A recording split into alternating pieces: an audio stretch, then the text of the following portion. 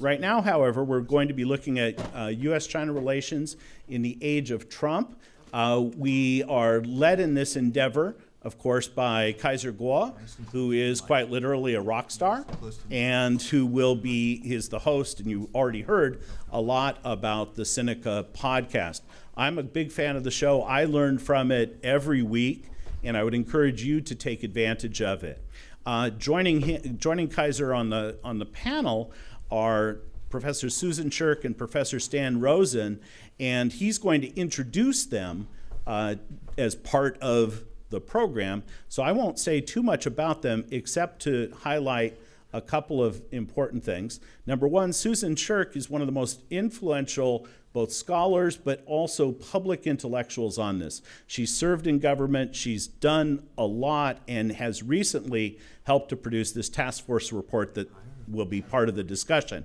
Professor Stan Rosen, and I should say also Professor Shirk, knows all the stuff that we were just talking about with regard to the internet. She's the editor of a book, Changing Media, Changing China, has a lot to say on that subject. We have Stan Rosen, who is one of the foremost experts in the field of film and Chinese education, and he is one of my best friends and closest colleagues at USC. Ladies and gentlemen, Sinica. Thank you. Hey. 3, 2, 1. Welcome to this special live edition of the Sinica podcast, coming to you today from the 1990 Institute's Teacher Workshop in San Mateo, California. Let's hear you make a little noise, teachers. Yeah.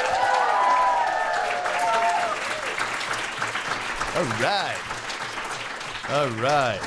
This is going to be fun. The Sinica Podcast is a weekly discussion of current affairs in China, powered by SupChina. SupChina is a fantastic way to keep on top of the most important news from China each day through our daily email newsletter, our handy smartphone app, and of course at the website supchina.com. It's a feast of business, political, and cultural news about a nation that is reshaping the world. I want to thank Sandra Pan, Monica Lee, Lucille Lee, and Grace Yu of the 1990 Institute for being so gracious as to invite us out here. I say invite us out here because my podcast co-host, Jeremy Goldkorn, was originally invited to come out as well, but he woke up yesterday with really bad strep throat and was unable to fly, so he is back home recuperating in Nashville, Tennessee.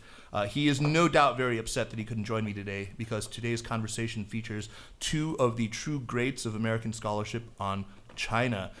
Joining us again for a second live podcast with us is Susan Shirk, who is professor at the School of Global Policy and Strategy at the University of California, San Diego, where she is also chair of the 21st Century China Center. Susan served as Deputy Assistant Secretary of State for East Asia during the Clinton administration, and she is the author of several influential books on China, including most notably Fragile Superpower, which is a book I've been recommending to many people for many years now. Welcome back to Sinica, Susan. Thanks. It's great to be with you, Kaiser, and we miss you, Jeremy. That's exciting. We are also joined for the first time, and certainly I hope not the last time, by Stan Rosen, who is professor of political science at USC and an uncanny observer of the interplay between culture and politics in China. He is currently working on a book about China's soft power, and we'll get into some of that. He's deeply knowledgeable about China's film industry and the Chinese push to invest in Hollywood. These are both topics that we will also cover as well. So Stan Rosen, great to have you on the show finally. Thanks. Pleasure to be here. We've known each other for some time, just sort of. Back to your graduate student days. Right, back when I was a graduate student. My embarrassing and short-lived stint as a graduate student. Anyway, we have, there's a whole lot of political uncertainty, I think, right now, it's fair to say, both here in the United States and in China. Here in the U.S., Trump's administration is still reeling from the slow drip of new Russia-related revelations, and of course the continued embarrassments as he's trying to advance his own domestic agenda. So 6 months into the administration now, despite GOP control of both the Senate and the House, Trump has not managed to push through one piece of major legislation. And of course, an astonishing number of appointments still have yet to be made. The U.S. faces a very complex and fraught international environment, and somehow it still has a badly understaffed State Department. Meanwhile, there is a major schism within Trump's inner circle. Trump himself seems to careen back and forth between these two sides, between the so-called globalists and the nationalists. And this is reflected perhaps nowhere more clearly than in his erratic and totally unpredictable dealings on Twitter and elsewhere with China. So Beijing cannot have failed to notice this. Chinese political life itself, though, is in a period of real uncertainty and anxiety as Beijing heads into the 19th Party Congress this fall. So much of what happens in China happens in a black box, and maybe, Zhongdanhai, the Chinese leadership compound, doesn't leak quite as badly as the White House. But even to the casual observer, it's pretty evident that the leadership is vexed by lots of sub-rosa strife that's happening. So today we're going to talk about how the U.S.-China relationship is shaping up at this point in Trump's presidency, but we're also going to talk about much more. First, I want to remind our guests, and really remind myself here, that the audience here today isn't made up of specialist China watchers. So let's make sure we don't go deep into the weeds with our discussion. No speculation about the likely fates of relatively obscure Central Committee members whose names nobody in the audience is going to remember or has ever heard before. And no throwing around all those acronyms, none of that inside baseball, okay? Got it? All right. So let's spend a little time talking about also what this audience, an audience like this of educators, what they really ought to know about contemporary China. How best we can help equip them with the fundamentals to bring their knowledge up to speed so that they can in turn bring up a generation of young people who are really smart on China. I think it's important that we tackle that. But let's start off, and I'll turn to you first, Susan, with an overview of the U.S.-China relationship in the time since Trump took office. How would you characterize the Trump administration's handling of Beijing, and conversely, Beijing's handling of the Trump administration? Well, I'd say that U.S.-China relations are not as good as the Chinese leadership thinks they are, or not as bad as they could be with a president as volatile and inexperienced as Donald Trump. And where they go from here is really questionable. The one thing the presidents did right when they met at Mar-a-Lago is agree that the greatest risk right now is the North Korean nuclear and missile threat. And so they agreed to focus on that. But the Chinese side, the Chinese leadership, hasn't really made a strategic shift to now see North Korea as a greater security threat to them, too.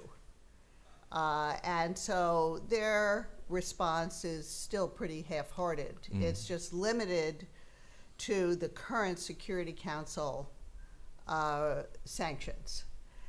And so Trump is bound to be disappointed by the results. He is, after all, very transactional, and so he doesn't feel like he's gotten what he's asked for in the deal. Right. So I'd say that we're likely to see things get worse before they get better. Stan, what about you? What do you think of the state of things 6 months in right now?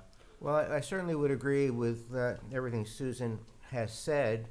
There have been kind of shifts in what Trump had said during the campaign and even after he got into office, accepting the phone call from Tsai Ing-wen, the president of Taiwan.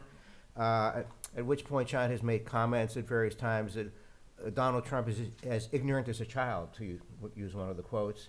But given what he had said during the campaign and even early on in terms of trade issues, in terms of Taiwan and so on, I think China has realized that you can't, everything that Donald Trump tweets is not what he's likely to do. So they're unclear as to what he may or may not do, and that's kind of, one thing China doesn't like, I think, is uncertainty. There was even a debate, of course, during the campaign.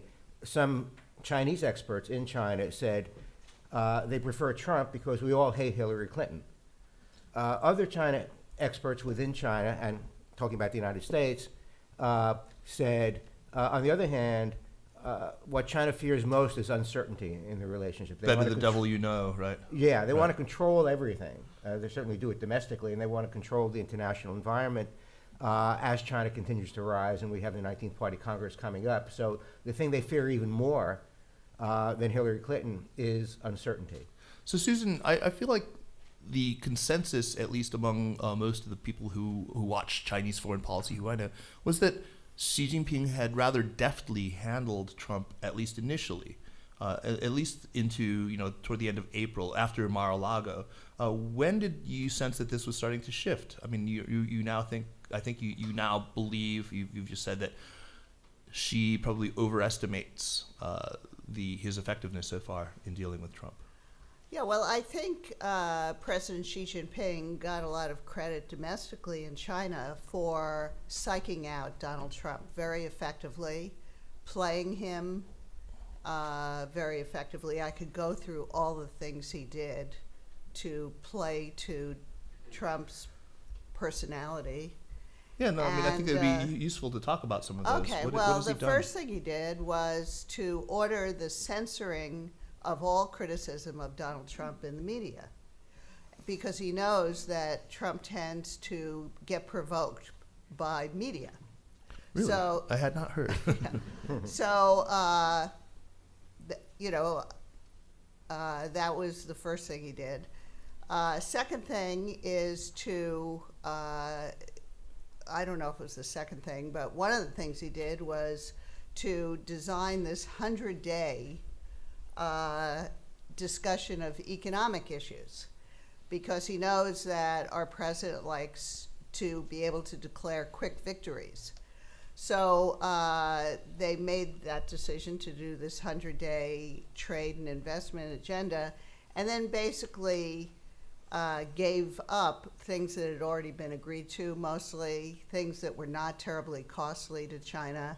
Beef that- exports, Yeah, beef. rice now.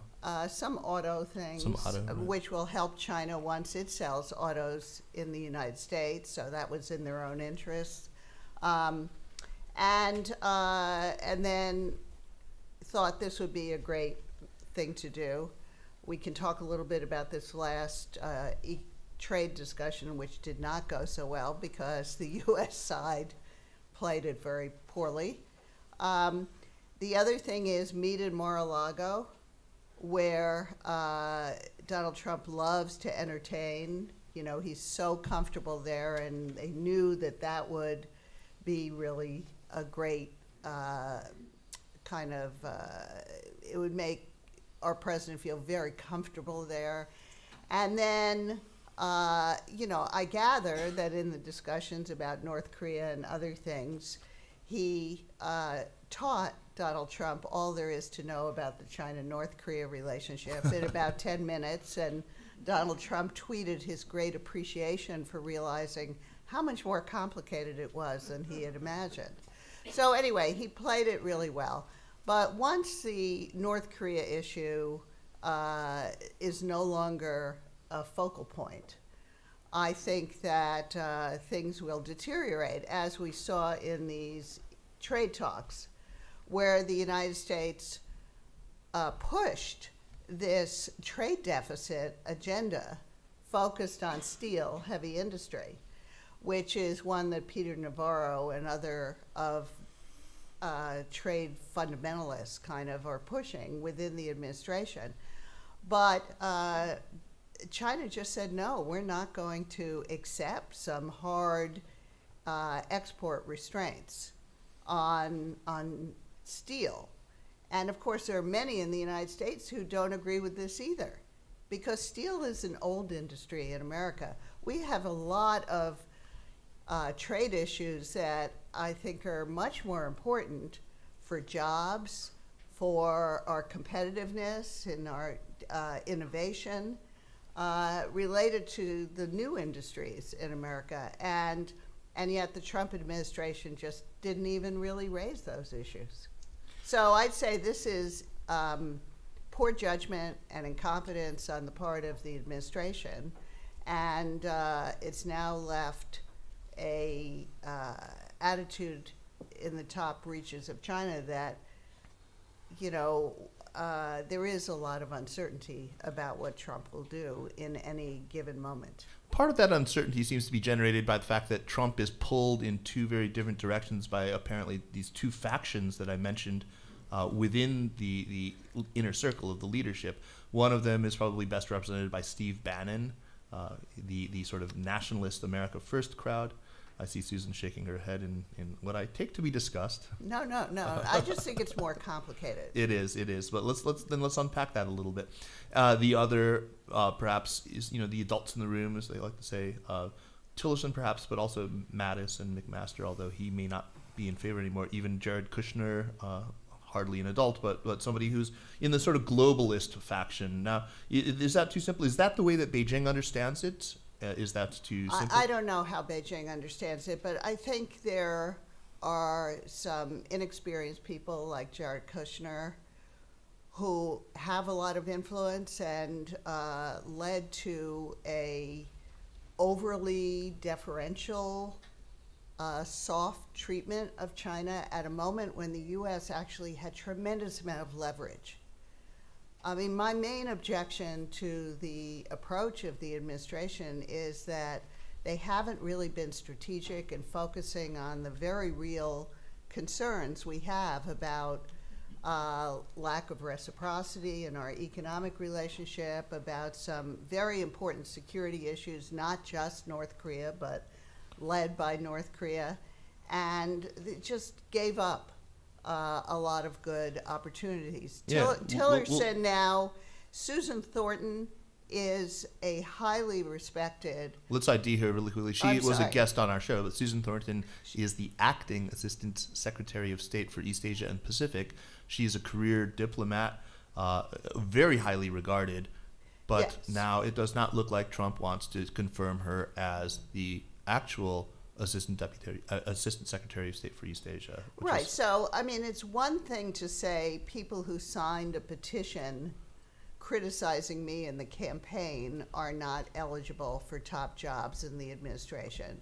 It's another thing to say that a professional diplomat who's done a superb job should not be considered to be assistant secretary. Assistant secretary positions in the State Department, I know from my own experience, are a combination of some political appointees who've done other things outside in their lives, and professional foreign service officers. And to refuse to appoint a highly competent foreign service officer into a position like that is unprecedented.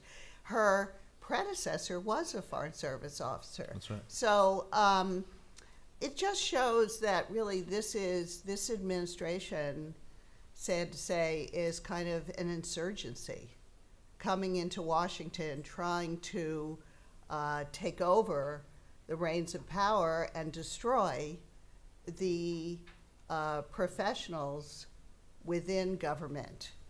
They see it as anti-establishment, but I think it's a very dangerous approach, especially with people who really don't have the experience and the competence to govern.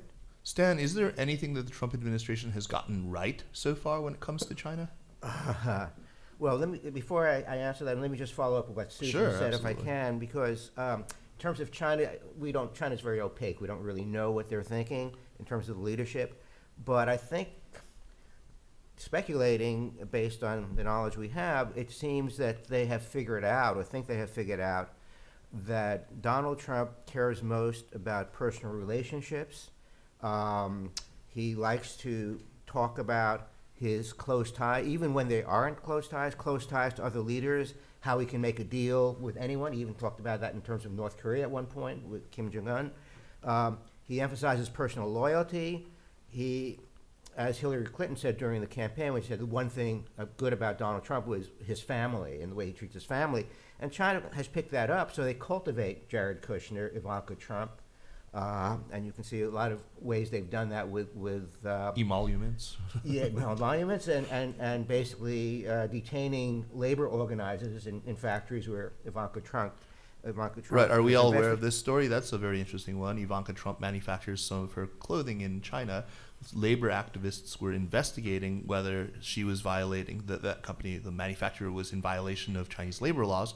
And those activists were, what do you know, detained. Yeah. So basically supporting Trump's economic interests and so on. But in terms of what they've gotten right, I think, as Susan has suggested, they've kind of pulled back from some of the early missteps in terms of Taiwan, for example, where Donald, aside from the phone call issue, where President Trump at one point seemed to hold out Taiwan as a bargaining chip. You basically give me something I want on trade, and you can have Taiwan. He didn't say that directly, but that was kind of an implication that everything is negotiable. Right. And I think he's been, quote unquote, educated in a sense, so he realizes it's, again, much more complicated than simply trading a so-called asset, Taiwan, which is not really an asset of ours, but to make a deal on something else which will promote American jobs. So I think he's backed off on a lot of some of it, partly maybe because Xi Jinping educated him, as Susan has said, in terms of things like South Korean history even, other things like that. So in some ways... And he added 3,000 years to the Chinese history. Yeah, that's right. It's now 8,000 years, apparently. So he's learned what not to do rather than having done something in an active way. He's learned to step back from big missteps. Okay. Susan, what about you? Do you chalk up anything in the plus column for the Trump administration and its handling of China thus far? I'll take that long pause as a no. Well, identifying the North Korean threat, but I don't think the That's way kind of- we're yeah. going at it is going to succeed. And we will talk about that, about different ideas about how to approach it. But Stan, it strikes me that the Trump administration, with its whole America First slogan, its very cavalier willingness to offend even some of our closest allies, and its total abdication of the U.S.'s role in the world, really, this has all left a really huge opening for Chinese soft power to pursue the kind of soft power that arguably has eluded it in the past. Is China taking advantage of this opportunity? And what is the low-hanging fruit that China might be able to grab in this period? Well, that's a very good question. In terms of just the utility of soft power is a good question. What does soft power, assuming you have it, actually get you in terms of foreign policy Maybe we can achievement? start there, because I think you have a very different idea of what soft power is than how maybe it's traditionally been defined. Yeah, without getting into too much detail, when Joseph Nye coined the term soft power, he was really looking at the difference between hard power, which is military power, economic coercion, for example, how you can use your attractiveness as a nation to get people to influence people, other nations particularly, to do what you would want them to do without coercing them in some way, forcing them. And it was based on things like universal values, based on a nation's foreign policy, based on your culture, the attractiveness of your culture, the attractiveness of your political system, and so on. And the U.S. scored very highly in China's not having a belief in universal values, for example, and having a more authoritarian political system, did not score very highly on soft power. Now, with the retreat of the United States, in a sense, and I think the single most important misstep, and I think Susan would agree with this, would be unilateral withdrawing from the Trans-Pacific Partnership, and you may want to explain that to the audience. The TPP, you've all heard about this. This is a big talking point during the campaign. And to be fair, the Clinton campaign also indicated that they would be withdrawing from TPP. This was something that had been championed by the Obama administration, and it was really it was a trans-Pacific trade partnership that included 14 countries that excluded China. China, of course, bristled about this, believing that it was. But we have to remember, I mean, the former defense secretary, Ash Carter, actually said that TPP would have been more valuable to him than another aircraft carrier. This is something that... But the door was always open to China. We That's never right. said that China couldn't join, and actually those of us hoping that that Hillary Clinton would win the presidency, many of us envisioned a process by which, in fact, we would have TPP, and then we would try to bring China into it. And many in China actually hope to see that happen as well. So connect this for me, though, Stan. Yeah. You say that this trade pact, or our withdrawal from the trade pact, had a negative impact on American soft power. Yes. How does that work? Well, because other countries, whether it's Japan or Vietnam, other countries that were relying on TPP and had made concessions to try and get approval of TPP in the United States, were left hanging. And it made it look like American credibility, American interest, the so-called pivot or the rebalance to Asia, the whole thing was being called into question. And it made China's Asian Infrastructure Investment Bank, the One Belt, One Road initiative, seemed to be the only game in town. And so that The definitely- Regional Comprehensive Economic Partnership also. Yeah, that's right. And so it looked like America was withdrawing. And I would agree with Susan. I think the Clinton campaign realized, based on public opinion and the way it was being sold, TPP was not a winning strategy, but they, I think, always held out the possibility that it could be renegotiated. So let me shout out a couple of things that where I think maybe there were low-hanging fruit opportunities, or where I sensed that anytime there was a story in the media that, for example, talked about China taking the lead and not, making a very big point of not withdrawing from Paris, in fact, doubling down their commitments to Paris, about investing very heavily, making large announcements about investments in renewables and setting very aggressive targets for renewables in the energy mix. All these things got it some very, very good press. And then infrastructure investment projects in Central Asia, like the Silk Road, the Belt and Road Initiative, got mixed, but outside of the United States anyway, some very, very positive press. And then probably most significantly was just Xi Jinping's overall commitment to taking up the banner of economic globalization in the aftermath of Trump and Brexit. So let's talk about these things and whether Beijing has successfully made any hay with this. Well, I love the messaging. I love the commitment to public goods, mutual benefit. The Chinese leadership has really framed its global initiatives in a very positive way. And I think there's a political scientist or political economist now at Beijing University named Wang Jianlin, who's been talking about this for a decade. And, so I believe that China's ambition is here to stay. And if they can put it into this kind of positive agenda and really deliver on that positive agenda, then this is unobjectionable. And we should be competing on the same playing field, frankly. It's a whole lot better than arms races. So, I think they've done a very effective job. They've tried not to overplay their hand so that it would look directly like trying to humiliate the United States too obviously. But, I think the messaging was great. I was in Beijing this spring teaching for 2 months at the Schwarzman Scholar Program at Tsinghua University during the extravaganza for One Belt, One Road. The Belt and Road Forum. Right, and it was really excessive and over the top, and definitely within China, this is being treated as a political ideological campaign. And I think that aspect of it reminds us that this is a communist party that knows how to do political ideological campaigns. And there are plenty of critics inside China, by the way, who just like Americans don't like foreign aid, and we think that we're spending all this money on foreign aid. It's actually a drop. And think, well, we have so many things we want to do domestically. There are plenty of people in China who think this effort is grandiose, wasteful, spending money that should be spent inside China. But the fact of the matter is the messaging itself and what it's trying to signify about China being a responsible power and wanting to work with other countries, not just for its own benefit.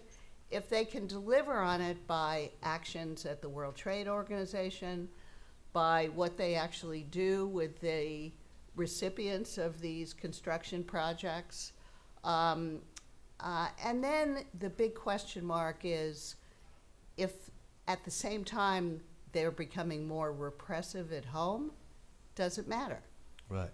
And we'll talk about that too. But while we're on the subject of soft power, another area where China has made inroads with mixed success has been in the area of film. The Chinese film industry, specifically, it's actually Chinese investment in Hollywood. We have gigantic companies like Wang Jianlin's Wanda Group, Dalian Wanda, which had bought AMC theaters and is investing heavily in productions. It's rare now that you go see a Hollywood blockbuster where in the credits at the beginning you don't see the name of a Chinese company that has invested in it.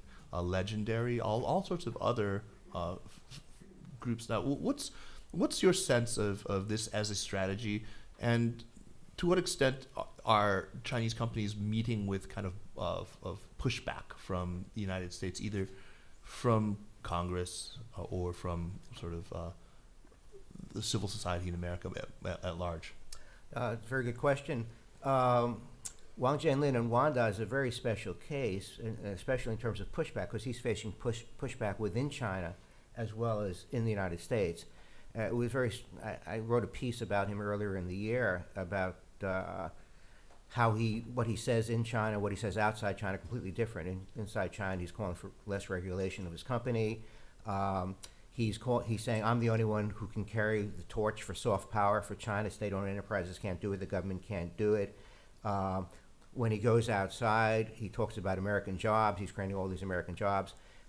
He's got a lot of enemies in both sides. What was very striking to me, just taking Wang Jianlin as an example. China's richest man, by the way. Very now second. Jack Ma has passed him again. It goes back and forth. But what's striking to me, the letter from the 16 Congress people and Chuck Schumer in the Senate, the one when they talk about the Committee on Foreign Investment in the United States, CFIUS, they have to look much more closely at culture in terms of national security considerations. The one name they mentioned was Wanda in those letters. Every one of those letters mentioned Wanda. He had become a liability to China, I think. The Chinese leadership, which has, as Susan has mentioned, has talked about, it's kind of striking at Davos, the Economic Forum, how Xi Jinping was the defender of globalization.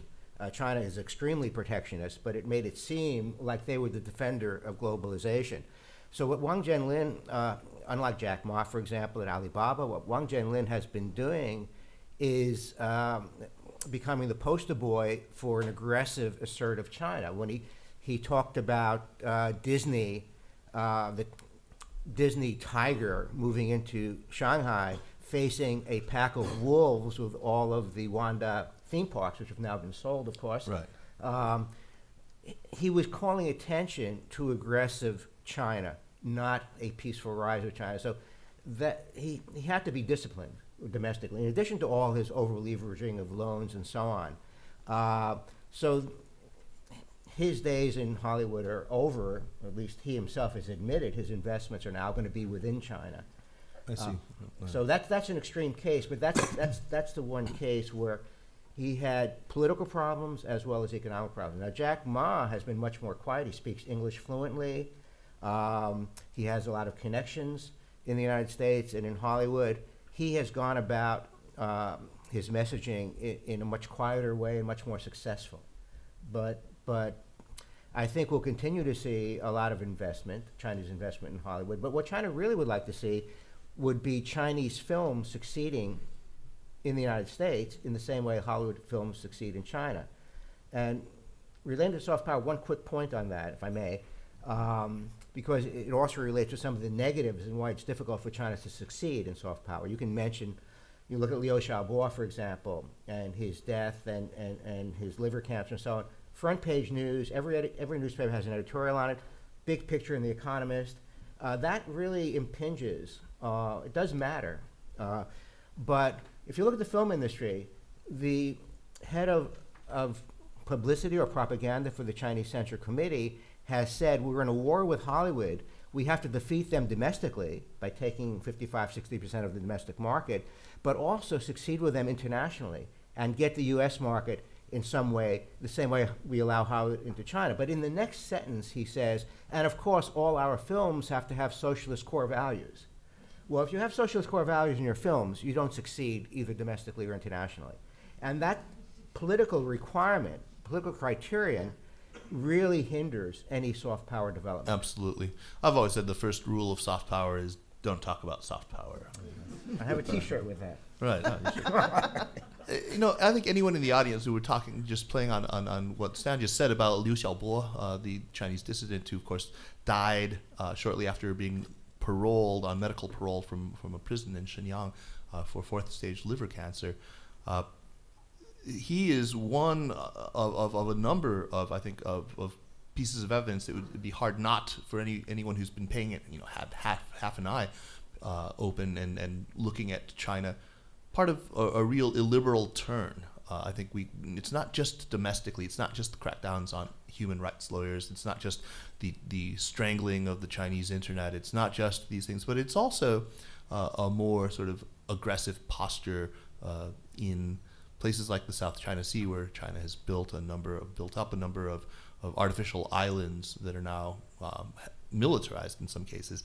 It's in its dispute over the Senkaku or Diaoyu Islands with Japan. It's in this current standoff right now in Bhutan with India. We've seen a number of, and this really got started, I think, around about the year 2008. I think many of you in the audience might not know that it's not just something that began during the Xi Jinping era. You could make a case that it started a little even earlier or a little later than 2008, but 2008 is maybe where most people have focused. Now, prior to that, I think many people were very optimistic. It may be surprising to some of you about where China was headed in the years before. I think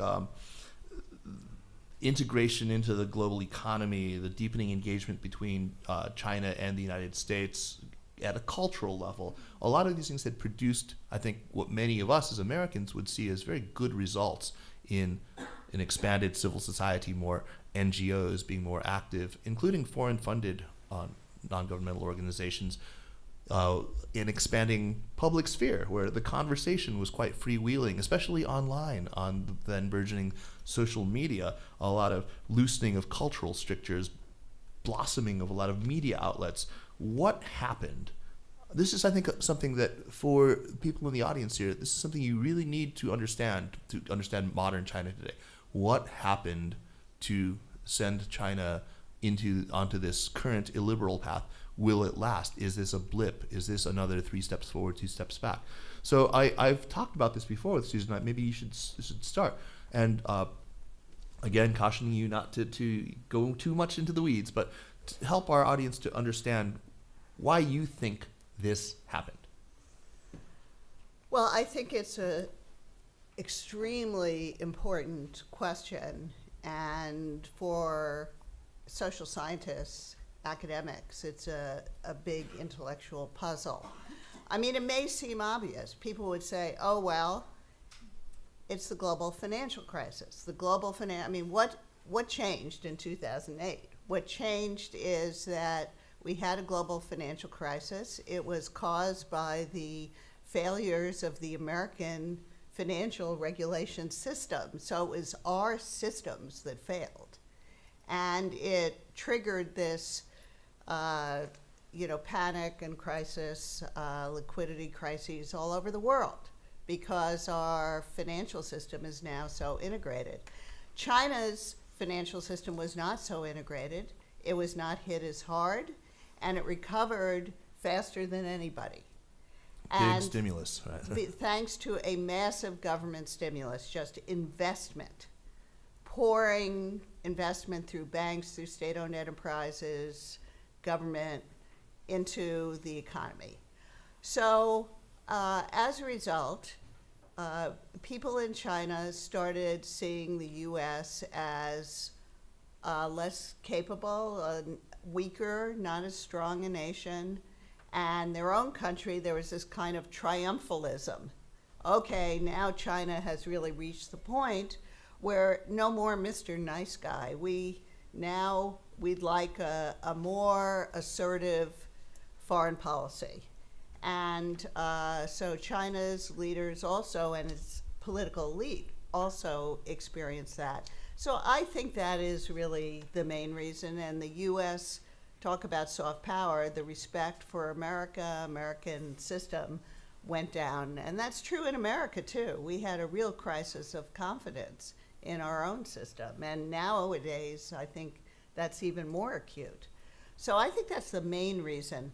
But there were other things going on, too, that aggravated this. And it has a lot to do with the way China made decisions under the last administration. The President Hu Jintao, Premier Wen Jiabao, their system, they were actually trying to make collective leadership work.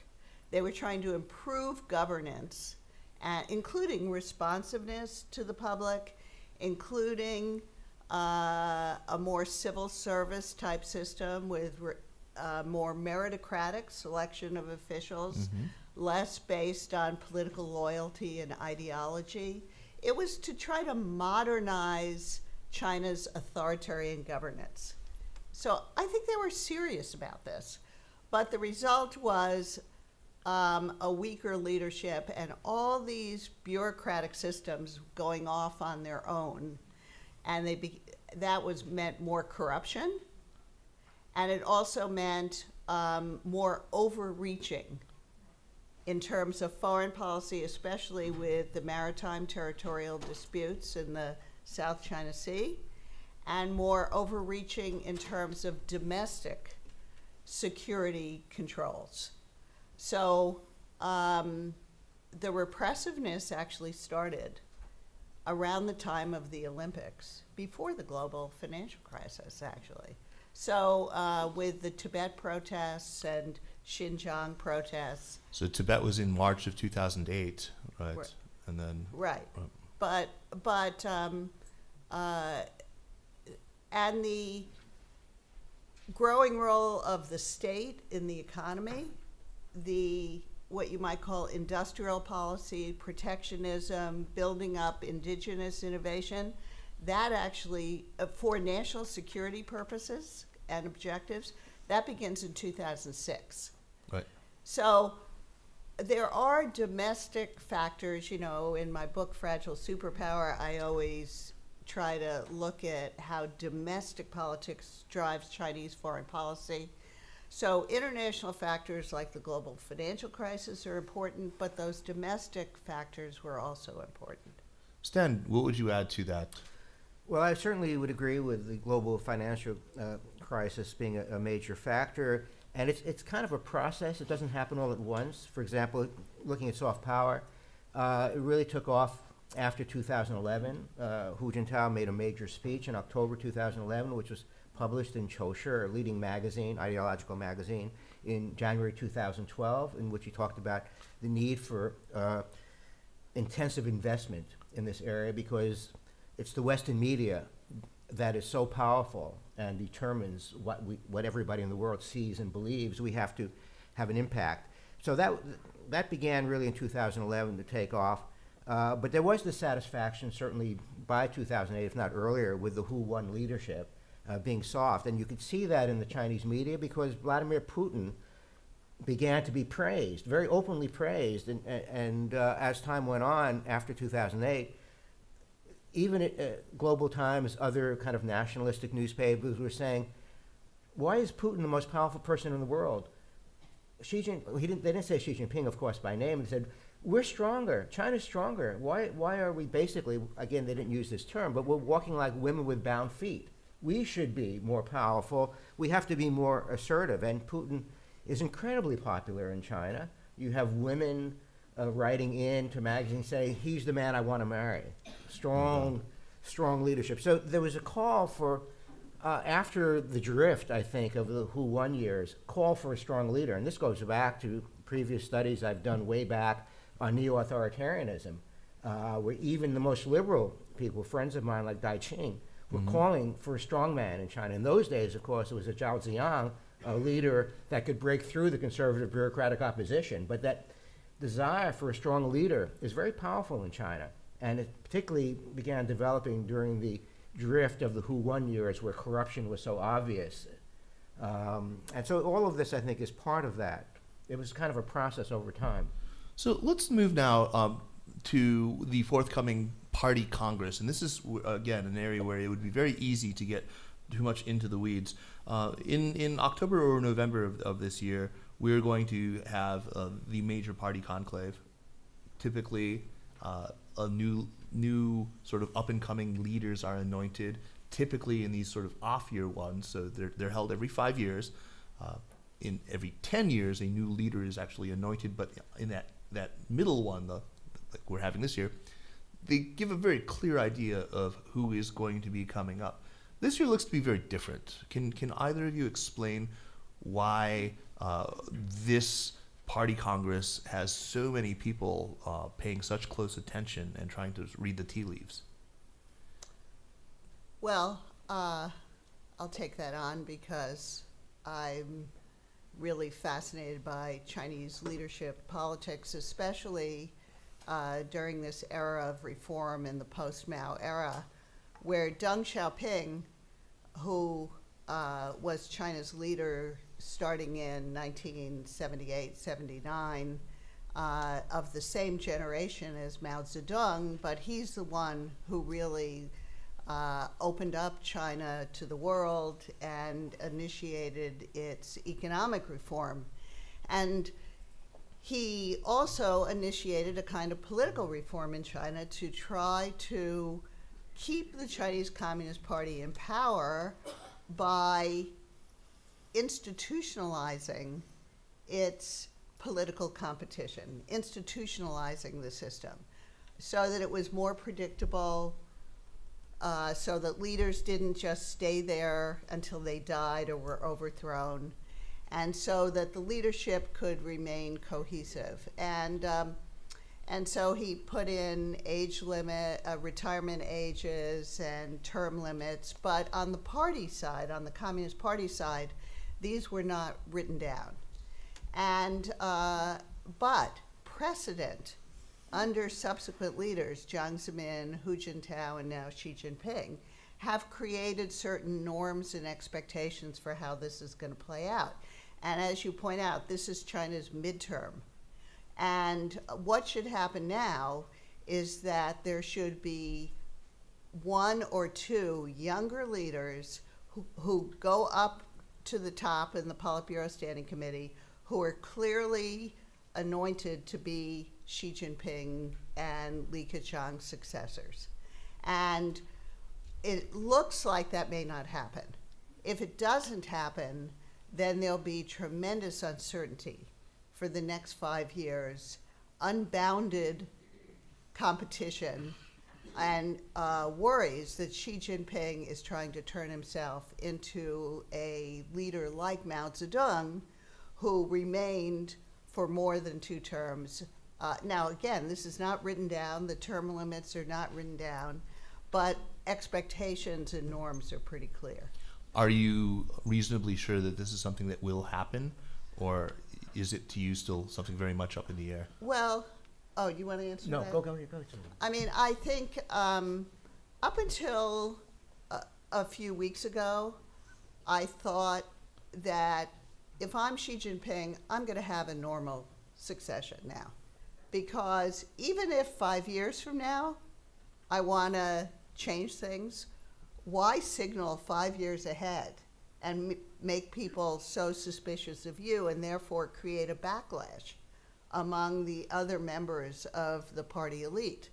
It's pretty risky. You're setting yourself up with a target on your back if you don't put things in place for a smooth succession. But with the purge of Sun Zhongsai, who is the party secretary of Chongqing, and was a Politburo member who was one of the 2 younger leaders who were put in the Politburo, presumably to get him ready to move up to be the next generation leaders of China. It didn't have to happen that way, but there were some expectations that's what would happen.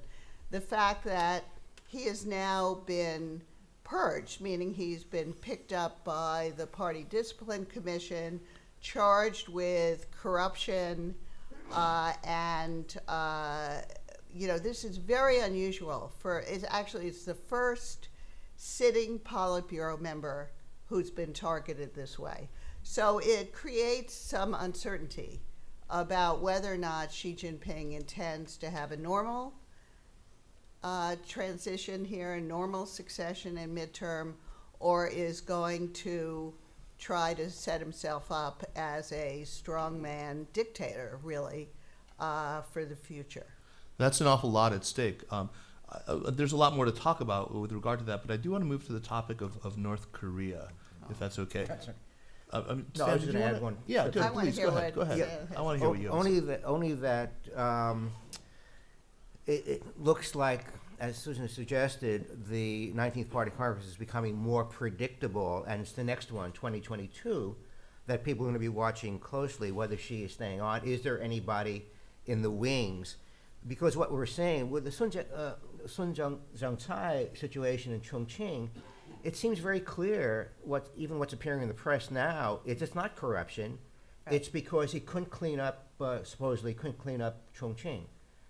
He was being too cautious. Even though he declared loyalty and fealty to Xi Jinping, it wasn't enough. So other names, which I won't go into because I don't want to go into the weeds, Sinica, but other people who have not yet been purged, who are also part of the so-called next generation, mentioned Xi Jinping maybe 26 times in a speech they give, and he only did it 13 times. It's like a Donald Trump in a sense. Yes. It's the loyalty to the leader. Like, again, going back to the days of Mao Zedong, and now there's even Xi Jinping-ism being talked about, Xi Jinping Sishang thought being talked about. So there is going back, in a sense, and Sun Zhongcai was in the wrong place at the wrong time, as somebody said, basically. Bo Xilai is still very popular, the previous leader in Chongqing, who's now serving a life term in prison. And he was very cautious in Chongqing, what he did, and that's being used against him. But it's really the fact that, as Susan suggested, it looks like Xi Jinping doesn't want anyone who will be considered to be the next leader until he decides what to do for 2022. Which is really dangerous for China's stability, because this leadership succession is the Achilles heel of authoritarian regimes, and it was a great achievement for China to put in place these 3 generations. procedures for a smooth leadership transition. Do we have questions so far that are on cards that anyone wants to pass up to me? Let me get a hold of some of those. I can sneak these in here before. Otherwise, let's turn. Nobody has any questions, huh? No. Sorely disappointed in you, teachers. I'm Keep gonna. going. There's a question over there. Okay.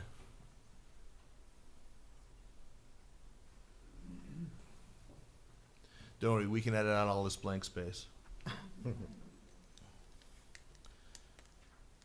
So I'm going to take a couple of questions from the audience here. So we have one here.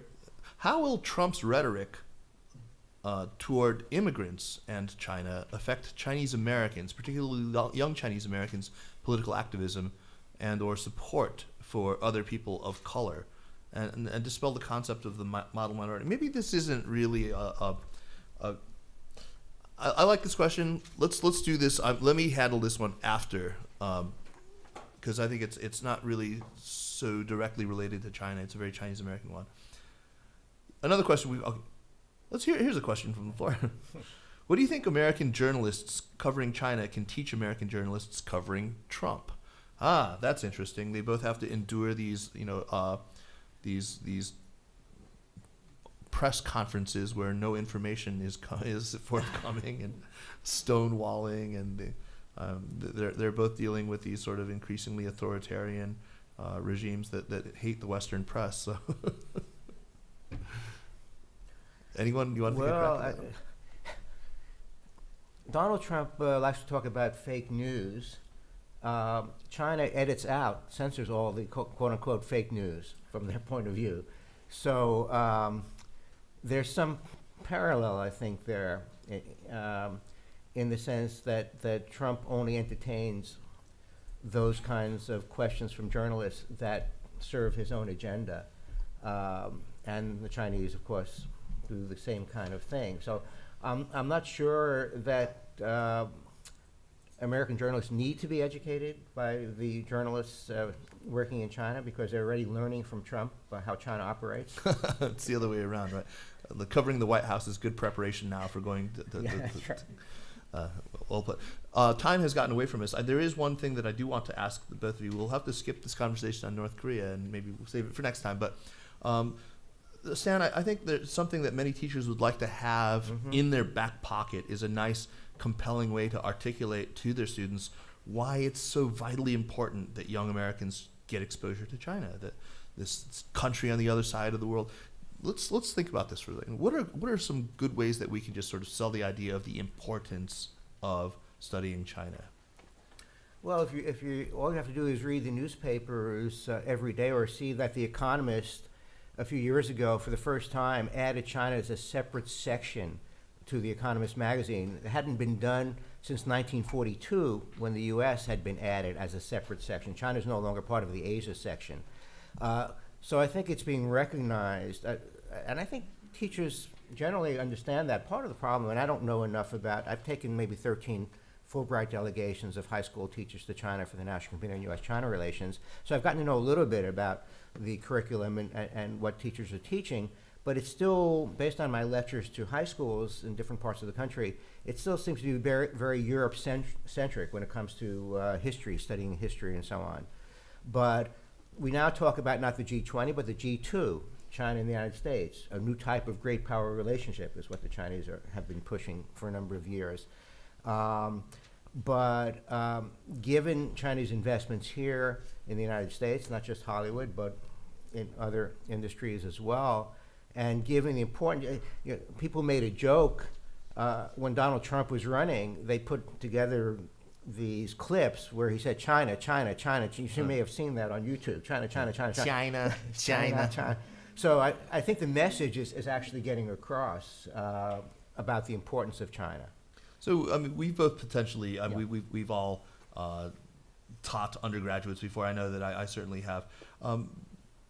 What do you sense in terms of the kind of baseline knowledge that they're coming to you with when they start an undergraduate or a lower division course at the university? What are they coming in with in terms of their high school level knowledge of China? I think it's relatively low. And I always ask my Chinese politics, I don't know if Susan does this, I always ask my Chinese politics classes at the beginning of the semester, when you think of China, what do you think at? And the reason I do that, I work on public opinion and survey research in China, and when you look at the surveys in China, when they think about the U.S., what do you think about? Hollywood is number one. They know about the Pentagon, they know about Wall Street, Coca-Cola, McDonald's, Apple computers. Well, when you think about China, what do you think about? You tend to think about things like the Great Wall. You tend to think about maybe Confucius, some of the ancient things. Or if it's anything modern, it's the Chinese economy. But you don't think about Chinese brand names, Chinese national competitive companies. So I think there's a very limited knowledge. Now, I'll give you one quick example, because I always mention this to my students. This goes back quite a number of years, but I don't think it's changed all that much. It's not just China, though. It's the world in general. I can give you a lot of examples. But they asked about, Washington Post did a survey years ago about Japan, and they asked, when you think of Japan, this goes back maybe 30 years, but it's still indicative. When you think of Japan, what person, living or dead, is the person that you most think of with Japan? Well, number one was, it was Emperor Hirohito. And that was Second World War and so on. But number two was Bruce Lee, who certainly is not Japanese. And number three was Godzilla, who is not really a person. And if you asked about China, it'd be interesting to see who they think about. Maybe Confucius might come up. Emperor Hirohito and Godzilla. Yeah, that's right. Yeah, they could say anything. Yeah, a lot of people don't know the difference between, let's say, China, Japan, or even Korea. Right. And that's the real lack of knowledge. And I guess the teachers here know much better than I, and I may be way off base now, and maybe the knowledge is much higher. You And have of your course, work people, cut out for you. yeah, people Absolutely. taking my Chinese politics class should know more than the average high school student. Okay, we need to move on to recommendations, then we'll take some questions. But I need to read this really quickly before we get to recommendations. I want to remind our listeners that the Sinica podcast is powered by SupChina. Check out the app and subscribe to the newsletter at supchina.com. You can follow SupChina on Twitter at SupChina News and on Facebook at facebook.com/SupChina News. If you like the Sinica podcast, by all means, go leave us a positive review on the Apple iTunes Store or on Google Play or wherever it is that you go to review apps. This really helps. And now on to recommendations. Susan, why don't you start us off? What do you have for us?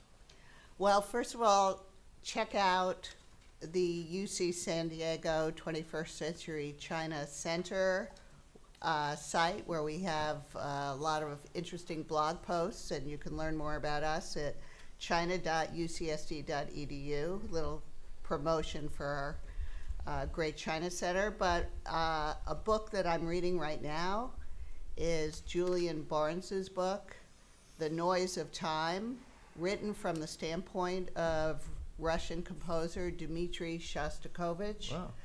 And it's about what it is like to be an artist living through the era of Stalin. How odd, And- Stan. We were just talking Yeah. about this morning on the way It over is here. a really great book Yes, that's right. about the conscience, how an individual artist tries to maintain his conscience in a repressive communist setting. And of course, I'm also thinking about Liu Xiaobo and all Right. the artists in China. How is it? I mean, what a strange coincidence, huh? We Yeah. were talking about Shostakovich. Well, on I the way love over. Shostakovich. Yeah. but- And actually, one of my recommendations was going to be for another Eastern European composer, but let's let. Prokofiev, no doubt. Right, no. So let's get let's get. Well, Stan I going. would, yeah. Excellent recommendation. A couple of very quick things. One, if you're interested in Shostakovich, you should read Testament, or Yeah. even see the film. Which I'm a big lover of Shostakovich or his symphonies and everything. I don't want to get into that, but Kaiser and I have talked about that earlier. I have to say though, since Susan has given a plug, I have to give a plug to Clay and his USChina Institute, which also has a website. And Susan knows this very well. Yes. I don't know if Clay brought any of our publicity, propaganda with him, but you should. We have a website with a lot of information. What I might give for recommendations, since I teach film classes as well as political science, a couple of Chinese films. One film is called To Live, Zhang Yimou film, based on a Yuhua novel. And I always, when I show the film, I compare the novel to the film. The novel is much tougher than the film.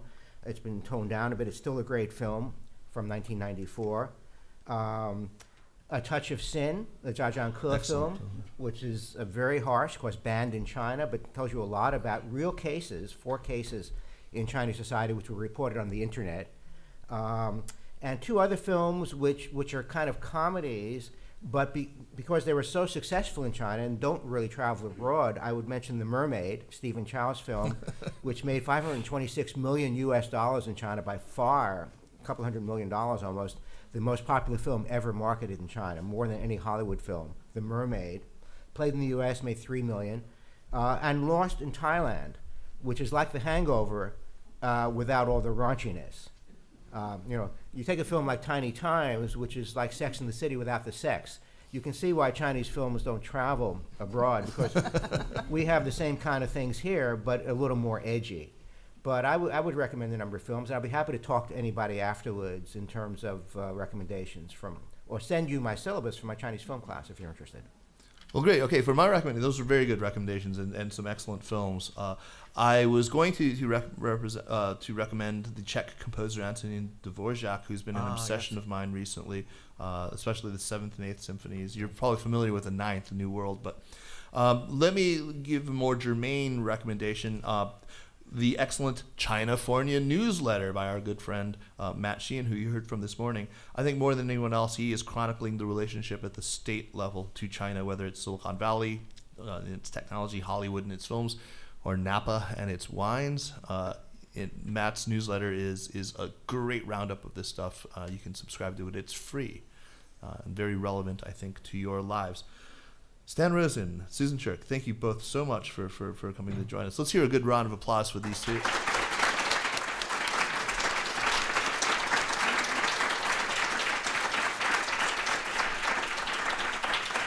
The Sinica podcast is powered by SupChina and is produced by Kaiser Kuo, me, and Jeremy Goldkorn. Thanks also to Adla Chang and Sarai Darabi from SupChina. Drop us an email at sinica@supchina.com or visit our Facebook page, which is now merged with the SupChina Facebook page, which is facebook.com/SupChina News. Follow us on Twitter, also merged now, at Sinica Podcast is now at SupChina News. Thanks for listening, and we will see you next week. Take care.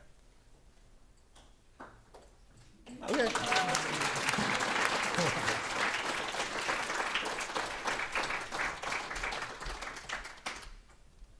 Okay, we can take some questions now. I've got a big stack of late arrival questions here.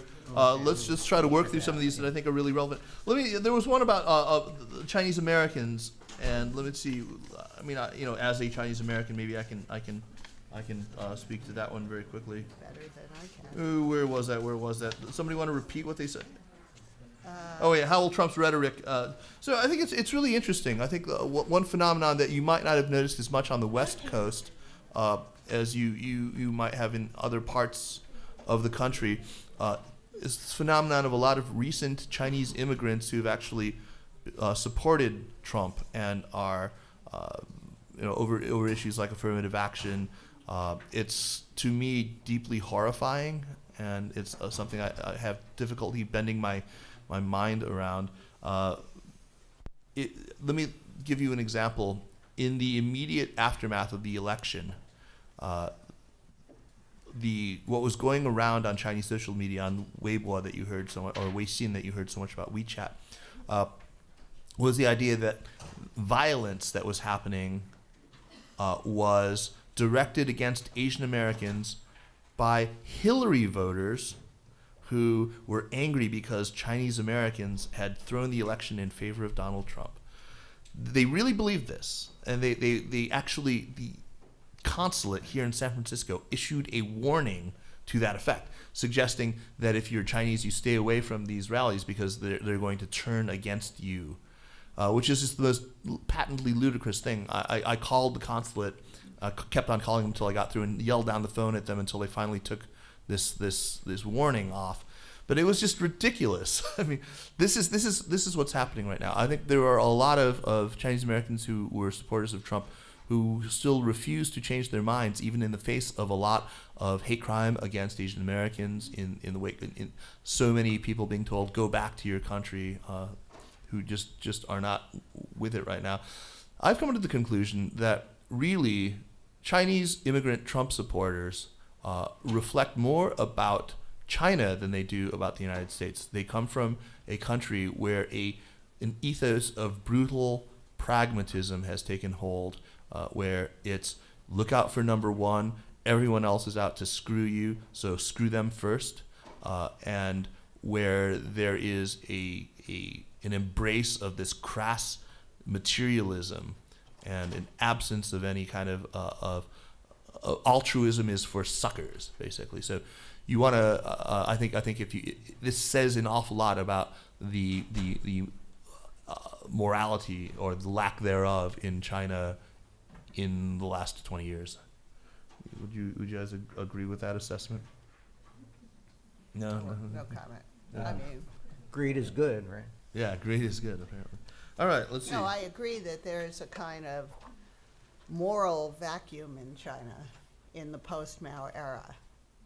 And the government efforts to top down create a belief system that's really incorporated, but that people find helps them solve problems in their daily life has not been successful. As a result, here's a great recommendation, Ian Johnson's book, about the spiritual religious renaissance underway in China today. He is on our show in 2 weeks. So we recorded with him way back in May, but that I would also add Rob Schmitz's book, Street of Eternal Dreams, Right. has a lot of that as Eternal well. happiness, right. Yeah, I once referred to all that as decollectivization of morality. That's a good way to put it. Good phrase. In the increasingly plausible event of a presidential impeachment, how or would a change in leadership or instability at the top of the American democratic system alter relations between the U.S. and China? Say that again. Okay, I was so writing down decollectivization of morality. if Trump gets impeached, what happens to U.S.-China relations? If Oh, yeah, that's really. So, when I was in China up until early June, some experts on U.S.-China relations were just starting to get their heads around this question. Is the Chinese leadership getting too close to Trump, embracing him too much personally? And then what will happen in the post-Trump era, which could be soon, or getting around the notion that some people have suggested that even if he isn't impeached and stays in until the end of his term, which, by the way, as a political scientist, I would say is the most likely thing.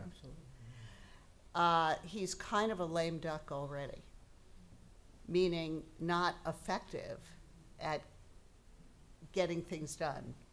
So,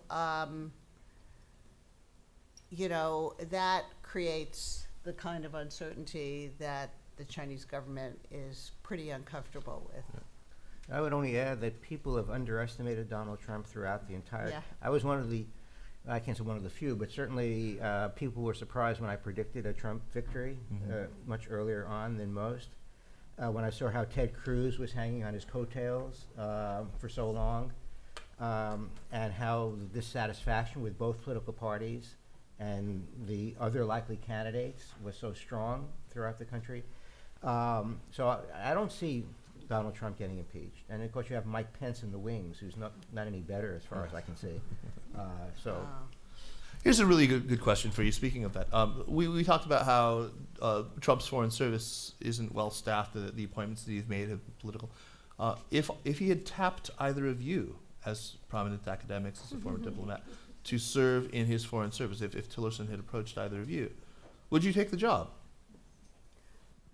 Well, highly unlikely That's right. question, but I can say that I talked to my Republican friends who are experts on Asia policy and have experience in previous Republican administrations, and urged them to go back into government, even with the president they hadn't supported. So, I do think it's really important that we have good people staffing these positions, and every new president wants people in the administration who supported him or her previously, but the loyalty test that's being applied in the Trump administration is so restrictive. And as a result, why do you think we have so many generals? Because generals have not been able to be politically active. So therefore, they were kind of neutral. And so generals are trustworthy. And otherwise, and then we have financiers, right? Goldman Sachs people. So it really limits the talent that you can draw on. But Peter Navarro is an academic. Oh, Peter Navarro, yeah. Don't get me From started. San Diego. Yeah. But given the way he's treated Jeff Sessions, his earlier supporter in the Senate, Yeah. it's just really, so what more do you strange. have to do to push him out? I wake up every morning and grab my phone and then mutter to myself, "What fresh outrage today?" That's what I do every morning. Last question before we break. I think we have lunch coming up next. So, with the Chinese aircraft carriers visit to Hong Kong passing through Taiwan Strait, the increasing number of Chinese fighter jets flying over the strait, and the increasing Chinese pressure to isolate Taiwan internationally, do you think a Chinese takeover of Taiwan is coming in a foreseeable future? No. No, I don't. I think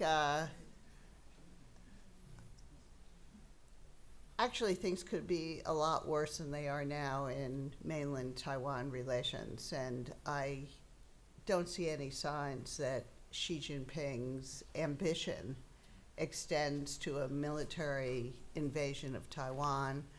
I think our deterrent posture is pretty effective there. And also, once you take it over, then you have to occupy it. Right. So I'd say that China is more or less self-deterred from a military takeover. However, preventing formal independence is another matter. They definitely want to make sure to do that. I agree completely. Yeah, I would just add that I've been on a number of panels with John Mearsheimer, the University of Chicago political scientist, who's known as a quote-unquote offensive realist. It's not necessarily a negative term. Offensive there means Well, he can be too. yeah, staunch realist. The Chinese love him because his argument has been that inevitably China will get back Taiwan once their strength reaches a certain point, and it's clear the U.S. can do nothing to prevent it. It will be a natural process. And I think the Chinese accept that in some way, as long as Taiwan does not do anything that forces their hand. So I agree with Susan that it's not in the immediate future. They're going to squeeze Taiwan as much as possible under the DPP and hope that the economic considerations and the lack of diplomatic space that Taiwan has will compel a next leadership in Taiwan that will be more sympathetic to what China can deliver to them. Thank you. Hey, and thanks everyone for the excellent questions. And thanks once again to the organizers for having us here. This is a lot of fun.